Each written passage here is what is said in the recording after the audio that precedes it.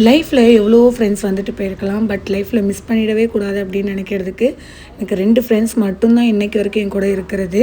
ஒன்று சமி, இன்னொன்று முபி. இவ்வளோ 2 பேரையுமே வந்து நான் லைஃப்பில் மறக்கவும் மாட்டேன், மிஸ் பண்ணவும் மாட்டேன். அவ்வளோ ஒரு முக்கியமான ரிலேஷன்ஷிப் எங்களுக்குள்ளே இருக்குது. என் ஃப்ரெண்டு சமியோட மேரேஜ்க்கு தான் நாங்கள் போயிருந்தோம். தெத்தியில் வந்து சமுதாய கூடத்தில் தான் மேரேஜ் வச்சுருந்தாங்க. நம்ம ஊர் மேரேஜுங்கிறது ரொம்பவே ஸ்பெஷலாகவும் சூப்பராகவும் இருக்கும்.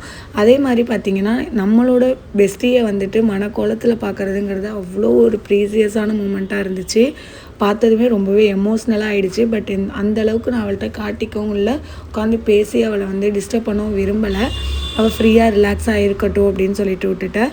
கொஞ்ச நேரம் வெயிட் பண்ணிவிட்டு போயிட்டு சாப்பிட்டுட்டு அதுக்கப்புறம் பார்த்திங்கன்னா மாமி வீட்டில் ரெஸ்ட் எடுத்துகிட்டு நிக்காஹுக்கு வந்துடலாம் அப்படின்னு சொல்லிட்டு 5 மணிக்கு தான் ஈவினிங் நிக்காஹு.